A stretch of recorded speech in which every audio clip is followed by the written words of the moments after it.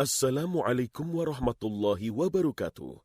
Sesaat lagi Anda akan menyimak nasihat Mutiara Surga bersama guru kita, Buya Yahya. Agar anak berbahagia.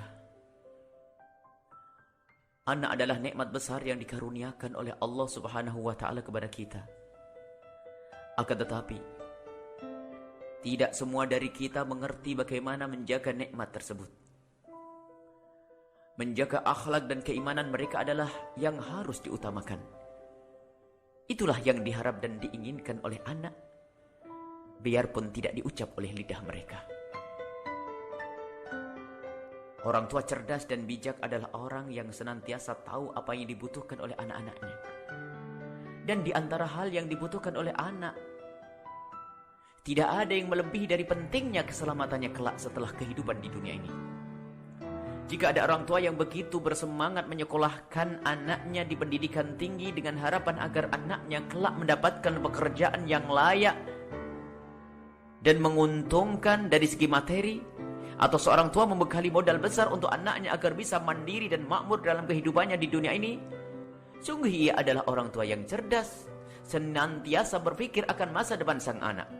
Akan tetapi, seorang tua tersebut akan menjadi tidak cerdas dan tidak bijak lagi jika ternyata melupakan masa depan yang lebih lama, yaitu kehidupan setelah kehidupan dunia. Ada masa depan nanti di alam barzah yang tidak hanya 60 atau 100 tahun, akan tetapi ribuan tahun. Dan bersama penantian itu sang anak akan menuai apa yang diperbuat saat di dunia dahulu. Dan nanti setelah kehidupan alam barzah akan dilanjutkan menuju kebahagiaan yang hakiki atau kesengsaraan yang hakiki di surga atau di neraka. Siapa yang rela jika anaknya disiksa di alam barzah dan akhirat nanti? Disiksa karena kita sebagai orang tua telah tidak memikirkan bekal anak-anak kita di kehidupan setelah kehidupan di dunia ini. Kita mungkin akan mudah tanggap jika anak kita gagal ujian akhir di sekolah atau universitas, atau gagal dalam sebuah usaha dagangnya. Akan tetapi kenapa kita tidak mudah tanggap dengan anak kita yang malas melakukan sholat atau mulai melakukan sesuatu yang dilarang oleh Allah Subhanahu wa Ta'ala?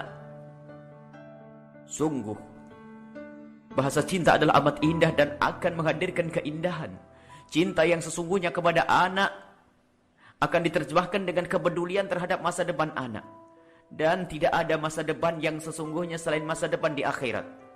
Bukan cinta yang sesungguhnya bagi orang tua yang hanya ingin membahagiakan anaknya selama 60 tahun sepanjang hidupnya di dunia, lalu melupakan kehidupan yang lebih lama setelah di dunia ini. Yang berani membiayai sekolah anaknya untuk mencari ilmu dunia dengan biaya mahal, tentu akan rela membiayai anaknya untuk mengambil bekal di akhirat dengan biaya yang lebih mahal. Jika masih ragu untuk demikian itu, maka sangat diragukan kecintaan orang tua tersebut terhadap anaknya.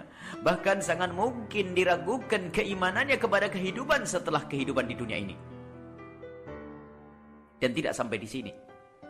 Orang tua yang lalai memikirkan kebahagiaan anaknya kelak di akhirat akan menemukan kesengsaraan yang amat sangat, seperti yang pernah dikisahkan oleh Rasulullah SAW.